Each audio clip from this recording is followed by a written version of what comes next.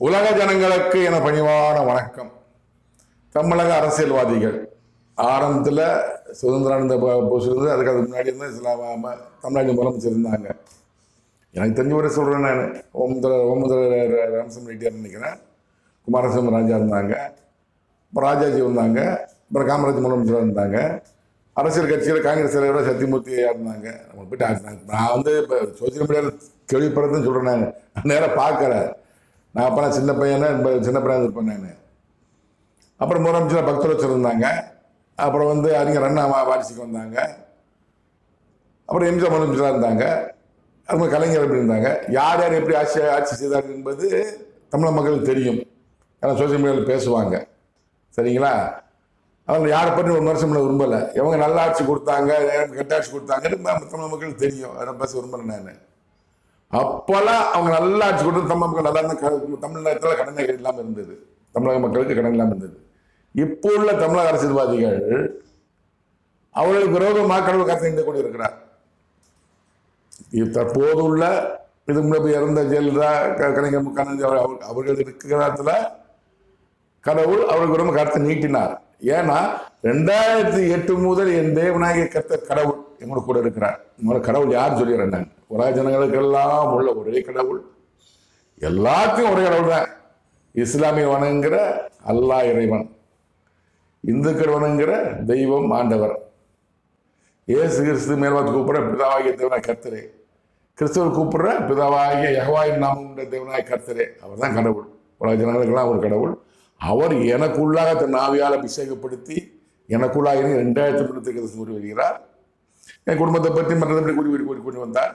அரசியல்வாதிகளை பற்றி 2014 கூறி வருகிறார். இவை அனைத்தையுமே நான் மாமனிதர் இம்மாற்றவர்கள் யூடியூப் போட்டிருக்கிறேன். உலக ஜனங்களுக்கு கொரோனா வைரஸ் கொடுத்தா அதையும் போட்டிருக்கிறேன். உக்ரைன் ரஷ்யா போரை பற்றி பேசினார் போட்டிருக்கிறேன். இஸ்ரேல் பாலஸ்தீன போர் கூறினார் பேசி போட்டிருக்கிறேன். ரொனால்டோ பற்றி கூறினார் போட்டிருக்கிறேன். எல்லாமே மாமனிதர் இம்மாற்றவர்கள் யூடியூப்பில் ஒளிபரப்புகிறேன். அதெல்லாம் தனித்தனி எபிசோடு ஒரு டிஸ்கிரிப்ஷன் கொடுக்குறேன், பாருங்கள்.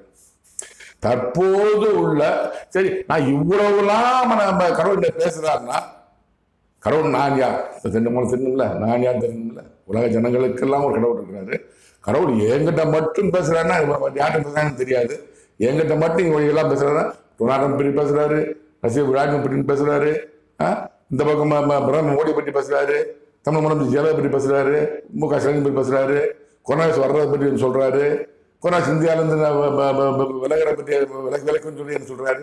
இவ்வளவு சொல்ற நான் யார்? ஆதியில் கடவுள் சொன்ன வார்த்தை ஆதியிலே பரமண்டலம் தோன்றிய காலத்திலேயே கடவுள் முதல் படத்தில் பரமண்டலவாசியாக பூமியில இல்ல பரமண்டல படத்தை இயேசுகிறது. அப்புறம் இந்த பூமியில இருக்கிற உலகத்தின சாத்தான் 2வது பிள்ளை, 3வது இந்த மனிதனை படுத்திருக்கிறார். இந்த மனிதர் இப்ப இருக்கிறார். இயேசு கிறிஸ்துங்கிற வந்தாரு. இயேசு கிறிஸ்து மனிதனாக பிறந்து மறந்து போனாரு. அம்மா உலகத்தில் இங்கேயே இருக்கிறாரு. இந்த உலகத்தில் நடக்கிற கொள்ளை, கற்பழிப்பு, விபத்து, ரயில் விபத்து, காட்டு தீ, முன்னாள் எல்லாமே நடக்கிறது உலகத்தின் சாத்தான் கடவுள் பிள்ளை தான். 3வது என்ன அனுப்பி இருக்கிறார்? இதுக்காக இந்த உலகத்தின் அதிபதியின் அதிகாரத்தை முடிவு கொண்டு வருவதற்காக 3வது வரவும். அப்போ இந்த உலகத்தின் அதிகாரம் முடிவு வரும், நமக்கு அமைதியாக இருப்பாங்க. அதுக்காக தான் அனுப்பியிருக்கிறாரு. என்ன அவர் குமாரனாக அங்கிருந்து பரமண்டலாக இருந்தவனான்னு அனுப்பியிருக்கிறாரு. நான் யார்? என் பேர் சிவன்மூர்த்தி என்ற ஜீவன். தற்போது உலகத்திலேயே இந்தியாவில் தமிழ்நாட்டில் விருதுநகர் மாவட்டத்தில் மம்சாரம் கிராமத்தில் முத்துக்கற்பர் நாரா தெருவில் வெள்ளாச்சியாமேஸ்வரியர் தங்கசி மகளுக்கு மகனாக பிறந்தவன். 2வது மகனாக 15/8/1960 பிறந்த நான் அழிவில்லாத ஆட்சியாளன். நான் சொல்லக்கூடாது, இந்த மனிதன் தான் அழிவில்லாத ஆட்சியாளன், இம்மாற்றூர் கடவுள் சொல்றாரு. நாஸ்டாமஸ் கூறிய இம்மாற்றூருடன் இந்த மனிதன் என்று கடவுள் பேசியிருக்கார். தனி எபிசோட் போட்டிருக்கேன் நான். மாமனிதன் இம்மாற்றூர் போட்டிருக்கேன், பாருங்க நீங்க. அதனால தான் கடவுள் எங்கூட பேசிக்கிட்டு இருக்கிறாரு. எனக்கு முக்கியத்துவம் கொடுக்குறாரு. தமிழ் அரசியல்வாதிகளை பற்றி பேசிக் கொண்டிருக்கிறார். தற்போது உள்ள அரசியல்வாதிகளுக்கு விரோதமாக இந்த கத்த நீட்டிக் கொண்டிருக்கிறார், தண்டனை கொடுத்து கொண்டிருக்கிறார். தமிழ் அரசியல்வாதிகளுக்கு கடவுள் தண்டனை கொடுத்து கொண்டிருக்கிறார். எப்படி? முதல்ல 2014 அரசியல்வாதி பற்றி பேச ஆரம்பிச்சாரு. 2014 ஜெயலலிதா அவருக்கு சொத்து அவர் எப்படி ஆட்சிதான் தெரியும். நான் சொல்ல விரும்பல. அவர் நல்லவர் தான். அவர் கூட இருந்தவங்க எப்படி சம்பாதிச்சாங்க, ஒரு குடும்பமே சம்பாதிச்சது எல்லாத்தையும் தெரியும். உலக தமிழ் மக்கள் எல்லாத்தையும் தெரியும். நான் சொல்ல விரும்பல. நான் அவன் யார் எல்லாத்தையும் தெரிஞ்சிருந்தேன். எல்லாம் சோசியல் மீடியா போறதானே. நானும் சிஐடி நான் போய் பார்க்குறேன், பத்திரிகையாளர் கிடையாது, எல்லாம் சொல்றேன். அந்த குடும்பம் சசிகலா நடராஜன் அவங்க அண்ணன் தம்பி காப்பில் தம்பி பள்ளி தம்பி மாதிரி எல்லாம் சம்பாதிச்சாங்க. உலகத்துக்கு தெரியும், தமிழ்நாட்டு மக்களுக்கு தெரியும். அதற்காகத்தான் ஜெயலலிதா அவர்களுக்கு சொத்து குவிப்புகளுக்கு தண்டனை கொடுத்தார். 2000 தண்டனை கொடுத்தார். என்கிட்ட சொன்னாரு, தண்டனை கொடுத்தார். 2000 சொன்னார், தண்டனை கொடுத்தார். இதெல்லாம் மரணத்தை கொடுக்க முடிவு செய்தார். மரணம் கொடுக்க முடிவு செய்தார். 16/1/2016 11/2 சொல்ல ஆரம்பிச்சாரு. ஜெயலலிதா மரணம் கொடுப்பேன்னு சொன்னார், கொடுத்தார். 5/2/2000 மரணம் வந்தார். அதெல்லாம் வாக்கு முடிஞ்சு போச்சு. சரிங்களா? அதுக்கப்புறம் தண்டனை கொடுக்கறதுக்கு பழிச்சிருவோம். இவரு 3 தடவை மரணம் சேர்ந்தாரு. நேர்மையா இருந்த ஆளுங்க எனக்கு தெரியாது, எனக்கு கடவுள் தெரியும். அவர் தண்டனை கொடுக்க நினைச்சார், அவர் அதிகாரத்தை முடிவு கொடுக்க நினைத்தார். அதனால தான் முதலமைச்சரா ஜெயலலிதா முதலமைச்சராக இருந்தாரு. அவனுக்கு அப்போ தற்காலிகமாக சொன்னார். பன்னீர்செல்வம் அவர்களுக்கு முதலமைச்சர் தற்காலிகம் சொன்னார். 2 மாதம் ரிசைன் பண்ணிட்டாரு. அப்புறம் துணை முதலமைச்சர் இருந்தார். அப்புறம் அரசியல் இல்லாமல் போயிட்டார். அவருக்கு எல்லாம் கடவுள் கொடுத்த தண்டனை. சசிகலா நடராஜன் ஜெயலலிதா பிரிவில் 1991 அவங்க 2000 வரைக்கும் பயங்கர பவர்ஃபுல். தமிழ்நாடே ஒரு கண்ட்ரோலில் தான். ஜெயலலிதா முதலமைச்சர் கண்ட்ரோல் அவங்க கையில் இருந்தது, எல்லாத்தையும் தெரியும். அவர் பவர்ஃபுல்லாக யாரை பவரை எடுக்க முடியும்? கடவுளாக மட்டும்தான் முடியும். மரணம் கொடுக்க கடவுள் விரும்பலை என்ன சொன்னார். சசிகலா நடராஜன் பற்றி நிறைய பேசியிருக்காரு. அவங்க விருப்பப்பட்டு என்னை கூப்பிட்டா நம்ம சொல்ல தயாராக இருக்கிறேன். அவங்க போலீஸா பதவி கேட்டாங்க, கொடுக்கலான்னு சொன்னார். ஏன்னா கடவுளுக்கு என்ன நாட்டில் 2 கட்சி இருக்குன்னு நினைப்பாரு. 2 கட்சி தான் இருக்கணும். ஒரு கட்சி தப்பு செஞ்சா இன்னொரு கட்சி ஆட்சி, இது தப்பு செஞ்சு இது ஆட்சி. அதனால சசிகலா நடராஜன் போலீஸ்ல பதவி கொடுக்கணும்னு சொன்னாரு, கொடுத்துட்டாரு. முதலமைச்சர் ஆசைப்பட்டாங்க, கொடுக்க மாட்டேன், சரி அனுப்புன்னு சொன்னாரு, அனுப்புனாரு. இவங்க எல்லாம் மாமனித நிர்மாற்றம் எபிசோட போட்டுங்க பாருங்க. அப்ப 2017 அதிர்ஷ்டவசமாக எடப்பாடி பழனிசாமி முதலமைச்சர் வர்றாரு. அவர் நல்லாட்சி கொடுத்தாரா? கொடுக்கல. அதான் கடவுள் பார்க்கிறாரு. அவர் என்ன எப்படி கொடுத்தாருங்கிறது மக்களுக்கு தெரியாது, ஆனா கடவுளுக்கு தெரியும். கடவுள் என்ன சொல்லிட்டாரு, அவர் எப்படிப்பட்டவங்க என்ன சொல்லிட்டாரு. அதையும் நம்ம மற்றவர்கள் போட்டிருக்கேன். 2019 சொன்னாரு. அடுத்த 2020 முதலமைச்சர் அவர் அல்ல, எடப்பாடி பழனிசாமி அல்ல பண்ணாரு. 2020 லட்சம் தோத்தாரு எபிசோட் போட்டிருக்கேன். 2020 தமிழ் முதலமைச்சர் மு க ஸ்டாலின் தான் என்று 2016 17/12/2016 12/12/2016 20/12/2016 அன்னைக்கு சொல்லிட்டாரு. அப்புறம் 3ஆம் மாசம் சொன்னாரு, 4ஆம் மாசம் சொன்னாரு, 8வது சொன்னாரு. அடுத்த தமிழ் முதலமைச்சர் மு க ஸ்டாலின் சொன்னார், முதலமைச்சர் ஆனாரு. இவர் நல்லாட்சி கொடுத்தாரா? இவரும் கொடுக்கல. அதனாலதான் கடவுள் வேதனைப்படுறாரு, ரொம்ப கோவப்படுறார். தமிழக அரசு கோவப்படுகிறார். தமிழக அரசியல்வாதிகள் விரோதமாகவே கடவுள் தன் கருத்தை நீட்டுக் கொண்டு இருக்கிறார். தமிழக அரசியல்வாதியை பற்றி தற்போது கடவுள் கூறிய வார்த்தைகளை தனித்தனியா போட்டிருக்கிறாங்க. நடிகர் விஜய் பற்றி கூறினார், எடப்பாடி பழனிசாமி அவர்கள் கூறினார், மு க ஸ்டாலின் பற்றி கூறினார், உதயநிதி பற்றி கூறினார், நடிகர் சீமானை பற்றி கூறினார், பிரேமலதா விஜயகாந்த் விஜயகாந்த் பற்றி கூறினார், எப்படிப்பட்டவன் கூறினாரு. அப்புறம் வைகோ பற்றி கூறினாரு, அப்புறம் அன்பும் ராமதாஸ் பற்றி கூறினாரு, திரும்ப பற்றி கூறினார். அனைத்துமே நான் மாமனித மாற்றம் தனித்தனியா போட்டிருக்கேன். நான் தற்போது உள்ள தமிழக அரசியல்வாதிகளுக்கு என்னென்ன தண்டனை கொடுக்க போறங்கிற பற்றி என் தேவனாய் கத்த கடவுள் கூறியிருக்கிறார். முதல்ல கூறினது நடிகர் விஜய் மரணவாத குடும்பம் சொல்லியிருக்காரு. அப்படி நிறைய போட்டிருக்கேன். நான் மரணவாத குடும்பம் சொல்லியிருக்காரு, அதை தனி எபிசோட போட்டிருக்கேன். இப்போ பாருங்க. அவர் மு க ஸ்டாலினுக்கு சிறையிருப்பு குடும்பம் சொன்னாரு, அதையும் போட்டிருக்கேன் பாருங்க. தமிழக அரசியல்வாதிகளை பற்றியும் அவர்களுக்கு என்ன தண்டனை கொடுப்பதுங்கிற பற்றியும் குறித்து என் தேவநாய கத்த கடவுள் என்னிடம் குறித்த தரிசனங்களை உலக ஜனங்களை தெரிந்து கொள்ள குறிப்பிட கேளுங்கள். 8/1/2026 என்று என்னிடம் என் தேவநாய கர்த்தர் கடவுள் குறித்திருக்க தரிசனத்தை இப்போ நீங்கள் கேளுங்கள். துபே கிரிமா குத்துபே, துபே கிரிமா குத்துபே, துபே கிரிமா குத்துபே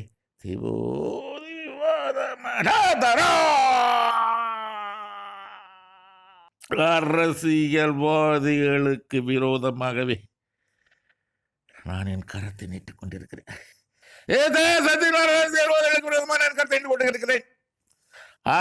அவர்களின் எண்ணம் அவர்களுக்கு நிறைவராது. வேதனைப்படுவார்கள். இத்தேசத்தின் அதிபதிகள் வேதனைப்படுவார்கள். உடனே அரசியல்வாதிகளுக்கு விரோதமாகவே நான் என் கருத்தை நீட்டுக் கொண்டிருக்கிறேன். கடவுள் உலகத்தில் உள்ள அனைத்து அரசியல்வாதிகளுக்கும் நல்ல அரசியல்வாதி பிரச்சனை, மோசமான அரசியல்வாதிகள் விரோதமாகவே கருத்தை நீட்டுக் கொண்டிருக்கிறார். இத்தேசத்தின் அரசியல்வாதிகளுக்கு விரோதமாகவே நான் கருத்தை நீட்டுக் கொண்டிருக்கிறேன். தமிழக அரசியல்வாதிகள் அனைவருக்கும் விரோதமாகவே என் தேவநாய கர்த்தர் கடவுளுக்கு கருத்தை நீட்டுக் கொண்டிருக்கிறார். தமிழக அரசியல் அனைவருக்கும் கெட்ட காலம். அவரவர்களின் எண்ணம் அவர்களுக்கு நிறைவேறாது. ஒவ்வொரு அரசியல்வாதியும் தேர்தல் களத்தில் நிற்கிறது. பழனிசாமி அவர்கள், மு க ஸ்டாலின் அவர்கள், நடிகர் சீமான் அவர்கள், விஜய் அவர்கள் ஒரு முதலமைச்சரான்னு நினைக்கிறாங்க. அவங்களுக்கு கீழே உள்ளவங்களாம் அவங்க முதலமைச்சராட்டா நம்ம சம்பாதிக்கலாம், நம்ம நம்ம ஒரு அமைச்சர் ஆகிடலாம், நம்ம ஒரு பாடி தலைவர் ஆகிடலாம், ஒரு இதாக அதெல்லாம் நினைச்சு கனவு காண்ற எண்ணுகிற எண்ணம் தமிழக அரசியல்வாதி அனைவருக்கும் நிறைவேறாது. அவரவரின் எண்ணம் அவர்களுக்கு நிறைவேறாது. வேதனைப்படுவார்கள் இத்தனை அரசியல்வாதிகள், வேதனைப்படுவார்கள். தமிழக அரசியல்வாதி அனைவரும் வேதனைப்படுவார்கள். உடனே நடக்கும். அதான் முதல் தண்டனையாக நடிகர் விஜய் அவர்களுக்கு கொடிய வாதி கொடுக்க இருக்கிறாரு. வைகோசம் அவர்களுக்கு மரணம் செம்மா இருக்கிறது. 15/1/2026 என்று என்னிடம் என் தேவனாய கர்த்தர் கடவுள் எத்திருக்கிறது கொஞ்சம் கேட்கலாம். तुम्हें कर्रमा को तुम्हें ஏறந்துக்க ஊகி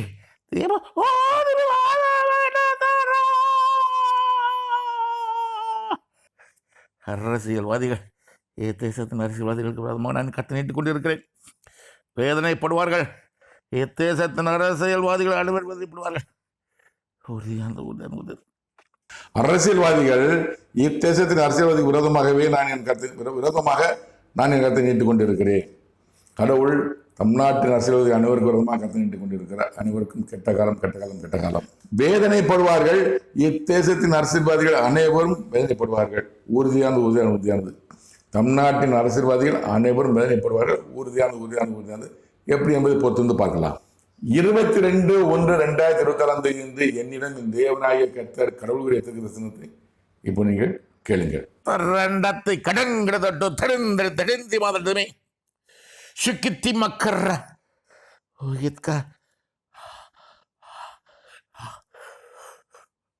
அரசியல்வாதிகள் தேசத்தின் அரசியல்வாதிகளுக்கு விரோதமாகவே நான் என் கருத்து நீட்டிருக்கிறேன். அவர்களின் எண்ணம் அவர்களுக்கு நிறைவேறாது. வேதனைப்படுவார்கள். விளக்கம் என்னவென்றால், அரசியல்வாதிகள் இத்தேசத்தின் அரசியல்வாதிகளுக்கு விரோதமாகவே நான் என் கருத்து நீட்டி இருக்கிறேன். தமிழகத்தின் அரசியல்வாதிகளுக்கு விரோதமாகவே கடவுள் தன் கருத்தை நீட்டிக் கொண்டு இருக்கிறார். தமிழக அரசியல்வாதிகளுக்கு கெட்ட காலம். அவரவர்களின் எண்ணம் அவரவர்களுக்கு நிறைவேறாது. அது என்ன என்றாங்க? எடப்பாடி பழனிசாமி, அப்புறம் மு க ஸ்டாலின், நடிகர் விஜய், நடிகர் இவங்களாம் முதலமைச்சராக நினைக்கிறாங்க. அப்படின்னு நிறைவேறாது. அவங்களுக்கு கீழே உள்ள எம்எல்ஏக்கள், மாவட்ட செயலர்களை நம்ம எடப்பாடி படித்த முதலமைச்சராக நம்ம பெரிய ஆளாயிடலாம், அமைச்சராகலாம் நினைச்சிட்டு இருக்காங்க. சில பேர் எம்எல்ஏ ஆகிடலாம், வாதி தலைவராகலாம் நினைச்சிட்டு இருக்காங்க. ஒவ்வொரு கட்சி தலைவர்கள் உள்ளவங்களாம் துணை முதலமைச்சர் இல்லை அந்த அமைச்சர் நினைச்சிருக்காங்க. அவர்களின் எண்ணம் நிறைவேறாது. வேதனைப்படுவார்கள். தமிழகத்தின் அனைத்து அரசியல்வாதிகளும் வேதனைப்படுவார்கள். இது என் தேவனாகிய கர்த்தர் கடவுளின் தீர்க்கதரிசனம் நிச்சயமாக நிறைவேறும். பொறுத்து பார்ப்போம். 24/1/2026 என்று என்னிடம் என் தேவனாகிய கர்த்தர் கடவுள் உரிய தீர்க்கதரிசனத்தை இப்போ நீங்கள் கேட்கலாம்.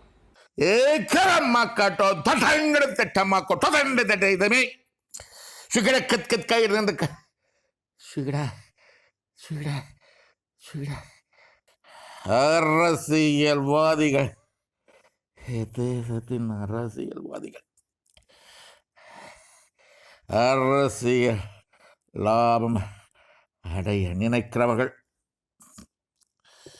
அரசியல் ஆதாயம் அடைய நினைக்கிறவர்கள், அரசியல் பேரம் பேசுகிறவர்கள்,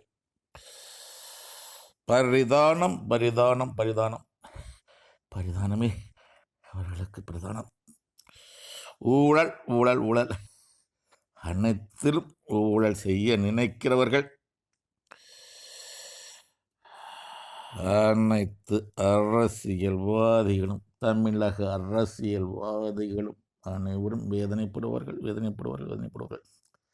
அவர்களுக்கு விரோதமாக நான் கத்தி நின்று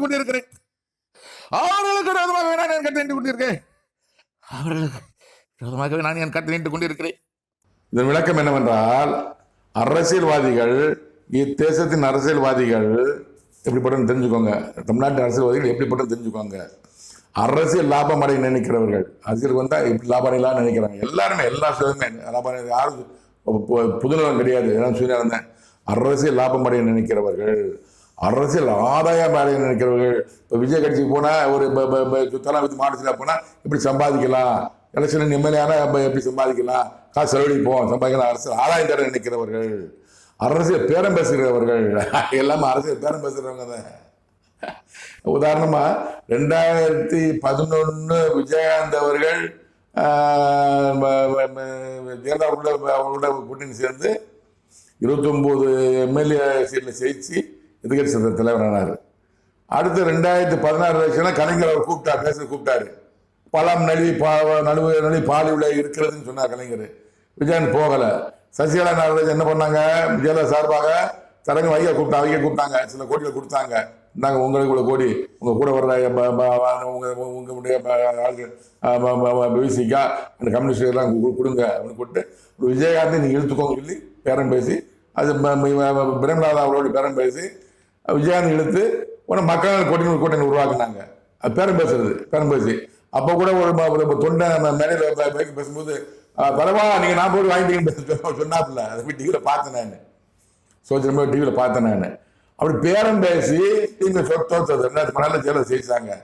பேரம் பேசுகிறவர்கள் இப்போ பிரேமலாதா போனாங்கல்ல, பேரம் பேசி தான் என் தம்பிக்கு ஒரு எம்பி சீட்டு கொடுக்கணும், எனக்கு 250 கோடி பணம் கொடுக்கணும், எத்தனை எம்எல்ஏ சீட்டு வேணும்னு கேட்டாங்க. அவர் பேரம் பேச போறாங்க. அதான் அரசியல் பேரம் பேசுகிறவர். கடைசி வார்த்தை என் வார்த்தை அல்ல. சொன்னாரு அரசியல் பேரம் பேசுகிறவர் எல்லாமே பேரம் பேசுறது. கம்யூனிஸ்ட் கட்சி போறாங்க, எனக்கு இந்த எம்எல்ஏ சீட்டு இவ்வளோ அமௌண்ட் எல்லாம் பேரந்தேன், எல்லாமே பேரந்தேன், எல்லாம் அரசியல் லாபம் தான், அரசியல் ஆதாயம் தான். பரிதானமே அவருக்கு பிரதானம். எல்லாத்துக்கும் பரிதானங்கிறது லஞ்சம். பரிதானங்கிறது லஞ்சம் அர்த்தம். எல்லாமே லஞ்சம். எல்லாம் குறுக்குழி சம்பாதிக்கணும். அரசியல் இருக்கிற எந்த அரசியல்வாதி வேலைக்கு போனாங்க, கம்யூனிஸ்ட் கட்சி தலைவர் செயலர் பொருளை கூப்பிட்டுக்கங்க, என்ன வேலை போறீங்க, உங்கள் வீட்டில் எப்படி சாப்பிடுங்க, நீங்கள் ஒரு கட்சி தலைவர் கூப்பிடுங்க, நீங்கள் கட்சியில் உள்ள பொருளாளர் செயலாளர் மாவட்ட செயலாளர் என்ன வேலை பார்க்குறீங்க, ஒரு வேலை செய்ய மாட்டாங்க. இந்த கட்சி வந்து சாப்பாடு, அது யார் போனோம், மக்கள் போனோம். அதான் சொல்றது பரிதானம். லஞ்சம் வாங்குறது. இப்போ ஆளுங்கட்சி வந்து அவங்க லஞ்சம் வாங்குவாங்க, எது கட்சினா அவங்க கட்சி மாநாடு லஞ்சம் வாங்குவாங்க. எல்லாம் பரிதானம். ஊழல் அனைத்திலும் ஊழல் செய்ய நினைக்கிறவர்கள் எல்லாம் இதை போனால் ஊழல். மணல் கோரியா ஊழல், கல் கோரியா ஊழல், கிரானைட் கோரியா ஊழல், அப்புறம் ஒரு ரோடு போடுறதா ஊழல், பாலம் கட்டுறதா ஊழல், இப்போ கட்டணம் கட்டுறதா ஊழல், எல்லாமே ஊழல். எல்லாத்தையும் ஊழல். ஒரு நெல் கொள்முதலா ஊழல், பருப்பு வாங்குறதா ஊழல், என்ன வாங்குறதா ஊழல், எல்லாத்தையும் ஊழல். எல்லாம் கான்ட்ராக்ட் டீசனாக கான்ட்ராக்ட் கொட்டேஷன் வாங்கிட்டு அவன் கொட்டை மொத்தமாக அமௌண்ட் கொடுத்துருவான். இவங்க அதே இல்லை. இப்போ 100 கோடிக்கு ஒரு கமிஷன் 10 கோடி எனக்கு தெரியும். முன்னாடி என்ன நம்ம ஜெயல ஆட்சி எடுத்து 10% கமிஷன். ஜெயல ஆட்சி எடுத்து ஒரு சபாநாயக மகன் சொன்னாரு. சபாநாயக மகன் சொல்றாரு, நம்ம ஒரு அமைச்சர் பொதுப்பணித்துறை அமைச்சர் போனேன், 1 கோடி ரூபா கான்ட்ராக்ட் கொண்டு போனேன். இப்போ 1991 95 பீரியட்ல கான்ட்ராக்ட் கொண்டு போனேன். கேட்கும்போது அந்த அமைச்சர் சொல்றாரு, அப்பா எனக்கு 10% வேணும், 10% மேலே கொடுத்துருவேன், நான் அவங்களுக்கு கொடுத்துருவேன், நான் 10% குறையாது, 1 கோடினா 10 லட்சம் எனக்கு கொடுத்துடணும் அப்படின்ட்டாரு.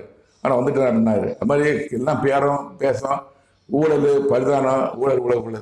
அனைத்து அரசியல்வாதிகளும் தமிழக அரசியல் அனைவரும் வேதனைப்படுவார்கள். இப்போ இருக்க எல்லா அரசியல் முன்னாடி அடுத்த கொள்ளைக்கெல்லாம் எல்லாம் பார்த்து சொல்லுவாங்க, வேதனைப்படுவார்கள். அனைத்து அரசியல்வாதிகளும் தமிழக அரசியல்வாதிகள் அனைவரும் வேதனைப்படுவார்கள். எல்லா அரசியல்வாதிகளும் வேதனைப்படுவார்கள். தமிழக அனைவரும் வேதனைப்படுவார்கள். அவருக்கு விரோதமாகவே நான் என் கருத்தை நீட்டிக் கொண்டிருக்கிறேன். முன்னர் சொல்லிட்டாரு கடவுள். தமிழக அரசியல்வாதிகள் விரோதமாகவே கடவுள் தன் கருத்தை நீட்டிக் கொண்டிருக்கிறார். தமிழக அரசியல்வாதிகள் அனைவருக்கும் வேதனை. கடவுள் வார்த்தை என் வார்த்தை அல்ல. என் யாரும் கோவப்படாதீங்க, ஏதாவது சொந்தம்னா கேளுங்க, சொல்றேன் நான். தற்போது இந்த எபிசோட்ல கோபாலசாமி அவரை பற்றி கூறிவிட்டு அவர்களுக்கு மரண சமயமா இருக்குன்னு சொல்லியிருக்கிறார். கோபாலசாமி அவர்களுக்கு நல்லா தான் இருக்காரு, ஆசிரியர் படுக்கலாம் போகல இந்தியாவில், ஆனால் மரண சமயமா இருக்குன்னு சொல்லியிருக்காரு. ஏன்னா ஒரு மனிதனுக்கு மரணத்தை கொடுக்கக்கூடிய அதிகாரம் கடவுளுக்கு இருக்கிறது. அவர் என்னிடம் கூறுகிறார், பொறுத்து பார்ப்போம். கோபாலசாமி அவர்களை பற்றி மதிமுக பொதுச் செயலாளர், மதிமுக கட்சி தலைவர், மதிப்புக்குரிய கோபாலசாமி அவர்களை குறித்து என் தேவநாயக கர்த்தர் கடவுள் என்னிடம் குறித்திருக்கிற உலக ஜனங்களை தெரிந்து கொள்ள குறிப்பிடுகிறேன் கேளுங்கள். 24/1/2026 என்று என்னிடம் என் தேவநாயக கர்த்தர் கடவுள் குறித்திருக்கிற சிந்தை இப்போ நீங்கள் கேளுங்கள்.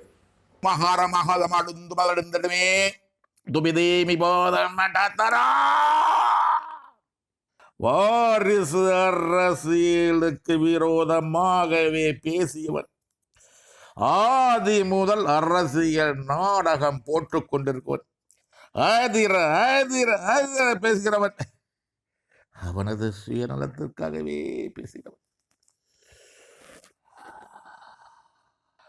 அரசியல் ஆதாயம் ஒன்றே அவனது சித்தம் திட்டம்.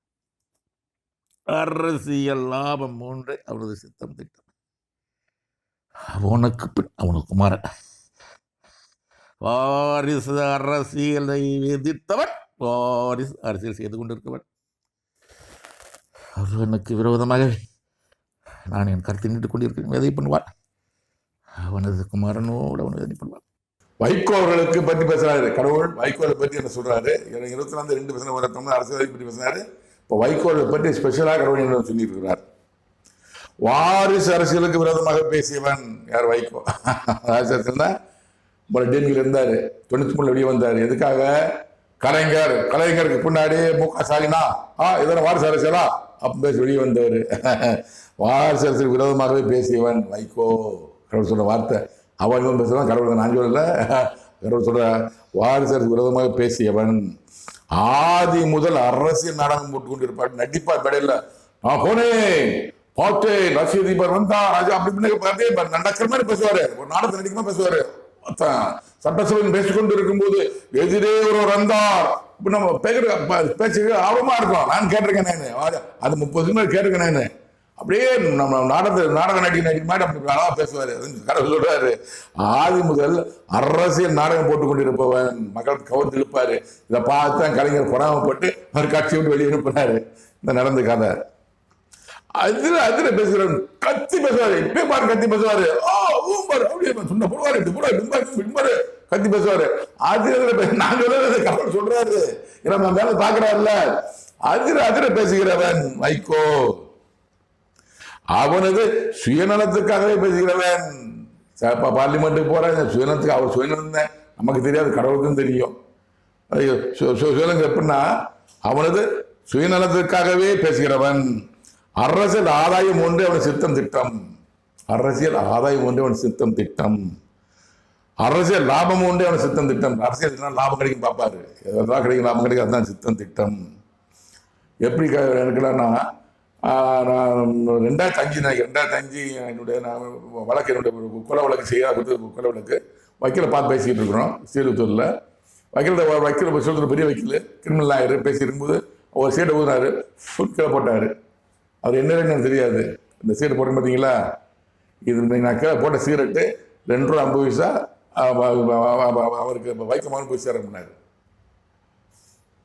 அந்த காசு கமிஷன், அதாவது அந்த சீரட்டுக்கு தமிழ்நாடு முழுவதும் டிஸ்ட்ரிபியூஷன் எடுத்தது வைக்க மகன். ஒரு மகனா என்ன தெரியாது, தொடர்பு வைக்க நினைக்கிறேன். அரசியல் வர முடியாது. டிஸ்ட்ரிபியூஷன் மகன் பிறகு டிஸ்ட்ரிபியூஷன் எடுத்துருக்கிறாரு. அங்கே இந்த அளவில் பேச வேண்டியது அங்கே யாராவது வாழை பிடிச்சி அந்த கம்பெனி பிடிச்சி ஆர்டர் வாங்க வேண்டியது. டிஸ்ட்ரிபியூஷன் ஏஜென்ட் வாங்கினேன்.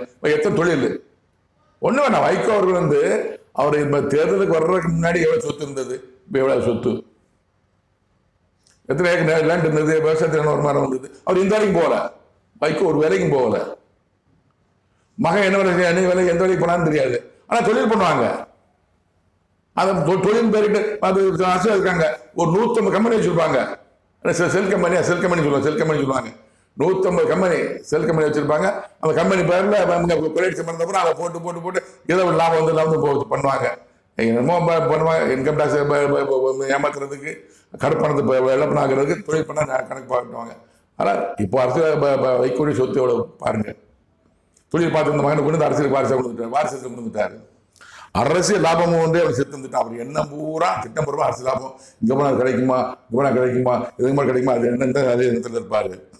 அவனுக்கு போய் அவன் குமாரன் அவர் இருந்தாரா இல்லையா, இந்த எல்லா பின்னாடி வந்த எல் கணேசன், கண்ணப்பன் நினைக்கிறேன், கண்ணப்பன், செஞ்சி ராமச்சந்திரன், பெரிய ஆளாக இருந்தால் எல்லாமே ஓரம் கட்டிட்டு இப்போ சத்யான்னு அவர் ஓரம் கட்டிட்டு மகனை வாரிசு வச்சுட்டார். அவர் கட்சிக்கு அப்புறம் அவர் பின்னாடி மகன் வாரிசு. அது தொழில் பண்ணிட்டு இருந்த மகனை கூட்டி தேடி எடுத்து வந்து அவர் அடுத்து எனக்கு வாரிசு வந்து வச்சுட்டாரு. அவனுக்கு பின் வாரிசு எழுத்தவர் வாரிசு செஞ்சு கொண்டு இருக்கிறார். அவனுக்கு பின் அவன் குமாரன். வாரிசு அரசியலை எதிர்த்தவன் வாரிசு அரசியல் செய்து கொண்டிருக்கிறவன்.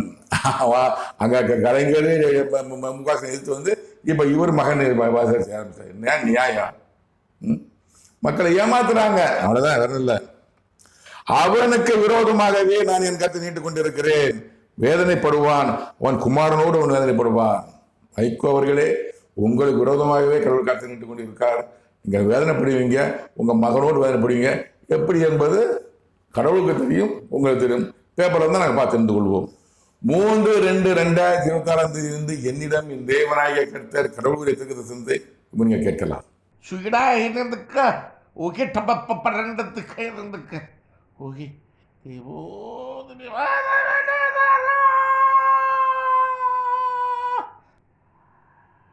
வாரிசு அரசியலை நடத்தி கொண்டிருக்கிறவன், வாரிசு அரசியலை விட்டு விலகி வாரிசு அரசியலை நடத்தி கொண்டிருக்கிறவன், பணம் ஒன்றே பிரதானது, அவனுக்கு பணம் ஒன்றே பிரதானது, அவனுக்கு விரோதமாகவே நான் என் கருத்தை நீட்டுக் கொண்டிருக்கிறேன்.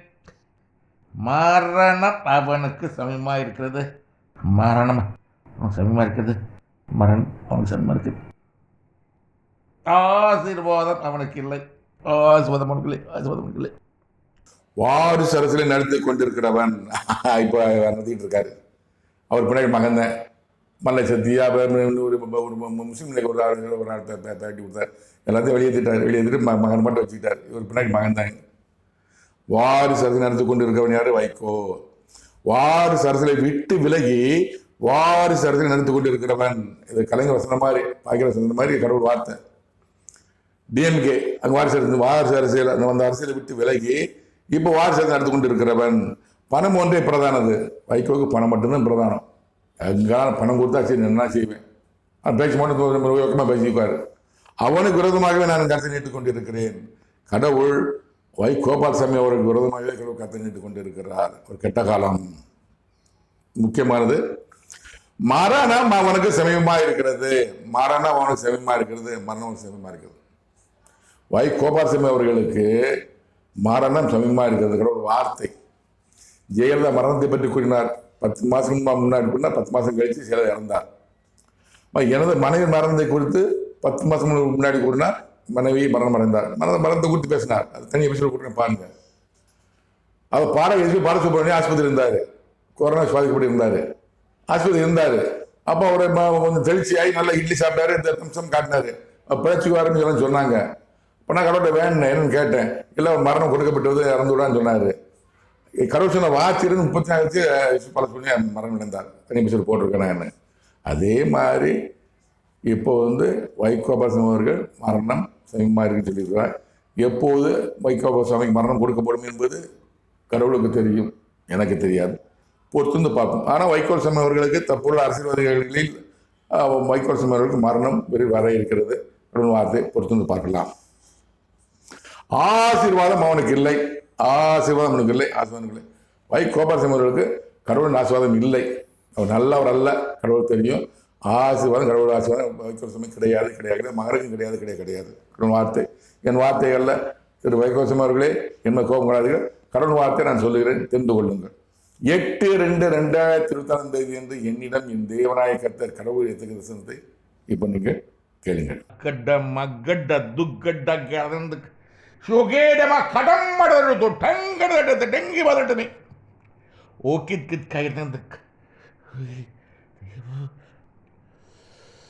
மரணம் ஒருவனுக்கு கோபால்சாமி என்னும் நாமம் கொண்டு வரனுக்கு. மரணம் ஒருவனுக்கு கோபால்சாமி என்னும் நாமம் கொண்டவனுக்கு. அரசியலை பற்றி ஒரு 9 அரசியலை பற்றி பேசினார். அது உதயநிதி ஸ்டாலின் இருக்காரு, சொல்ல மறந்துட்டேன். உதயநிதி ஸ்டாலின் மரணம் கொடுக்க போறாரு. உதயநிதி ஸ்டாலின் மரணத்தை குறித்து 28/4/2023 சொல்லிட்டு வராரு கடவுள். உதயநிதி ஸ்டாலினுக்கு மரணம் கொடுப்பேன்னு 28/4/2023 எண்ணத்துக்கு சொல்லி வருகிறார். மரணம் கொடுக்கல. எப்போது உதயநிதி ஸ்டாலின் மரணம் கொடுப்பார் என்பது என் தேவனாய கர்த்தர் கடவுள் தான் தெரியும். அது மாதிரி மரணம் ஒருவனுக்குனா கோபால்சாமிக்கு மரணம், கோபால்சாமி நாமம் கொண்டவனுக்கு கோபால்சாமி மரணம் சமயமாக இருக்கிறது. எப்போது என்பது என் தேவனாய் கர்த்தர் கடவுள் தான் தெரியும். பொறுத்து பார்க்கலாம். எனவே தமிழக அரசியல்வாதிகளை, தமிழகத்தில் உள்ள அனைத்து அரசியல்வாதிகளும் எச்சரிக்கையாக இருங்கள். உங்களுக்கு விரோதமாகவே என் தேவனாய கர்த்தர் கடவுள், உலக ஜனங்களுக்கெல்லாம் உள்ள ஒரு கடவுள் கருத்து நீட்டி விட்டார். அனைவரும் கெட்ட காலம் கெட்ட காலம் கெட்ட காலம். எனவே மாமனிதர் இம்மாற்றோடு பாருங்கள். அடுத்த முதலமைச்சர் யார்? இப்போது இருக்கிற எடப்பாடி பழனிசாமி கிடையாது முதலமைச்சர். அடுத்த முதலமைச்சர் கிடையாது. மு.க. ஸ்டாலின் கிடையாது. நடிகர் விஜய் கிடையாது. நடிகர் சீமான் கிடையாது. அடுத்த முதலமைச்சர் யார் என்பதை என் தேவனா கேட்டீங்களும் கூறுவார். அதனால் மாமனிதர் இம்மாற்றோடு சொல்லி ஒளிபரப்பேன். பொறுத்து பாருங்கள். நன்றி, வணக்கம். மீண்டும் சந்திப்போம்.